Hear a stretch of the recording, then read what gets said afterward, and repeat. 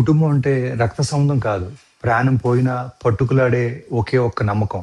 కానీ ఈరోజు కార్లు పెరిగాయి, బంగ్లాలు పెరిగాయి, ఆఖరికి మనుషులు అహాలు కూడా పెరిగాయి.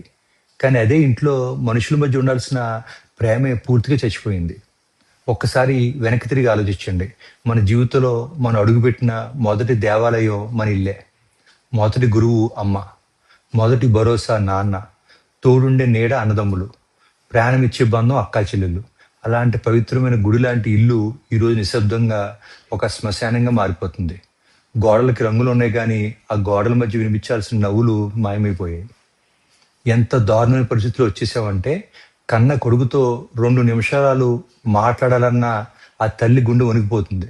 ఏ మాట అంటే ఏ కొమ్మ మునుగుతుందో అని భయపడిపోతుంది.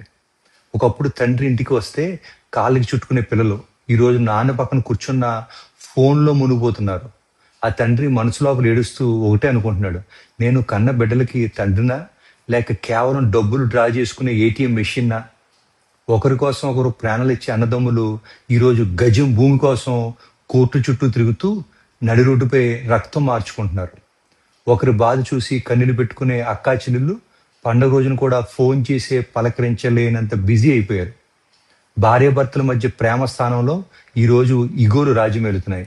నన్ను క్షమించు అనే ఒక చిన్న మాట అనడానికి మన అహంకారం అడ్డొచ్చేస్తుంది. బంధాలను చంపుకుని బతుకుతున్నాం. మనం మన పిల్లలకి ర్యాంకులు రావడం నేర్పించాం, లక్షలు సంపాదించడం నేర్పించాం. కానీ కళ్ళెదురుగా ఉన్న రక్త సంబంధాన్ని ఎలా గౌరవించాలో నేర్పించడం మర్చిపోయాం. కోట్ల రూపాయల సాఫ్ట్వేర్ నేర్పించాం, కానీ మనుషుల మనసుల్ని గెలుచుకునే సిలబస్ నేర్పించడం మర్చిపోయాం. ఈరోజు ఖరీదైన మంచాలు ఉన్నాయి కానీ ప్రశాంతమైన నిద్ర లేదు. పుట్టినరోజున 100 మెసేజ్లు వస్తున్నాయి కానీ తల నిమిరి దీవించే అమ్మా నాన్నల చేతులు లేవు.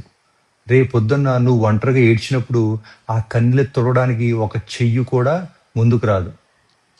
కుటుంబం అనేది ఒక అందమైన పూలదండ లాంటిది.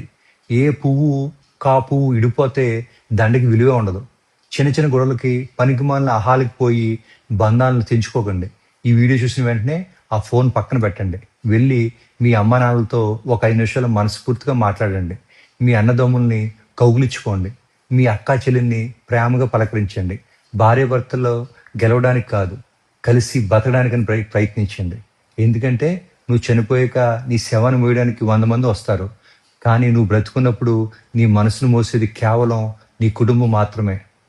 బంధాలను కాపాడుకుందాం, మనసుల్ని బ్రతికిద్దాం.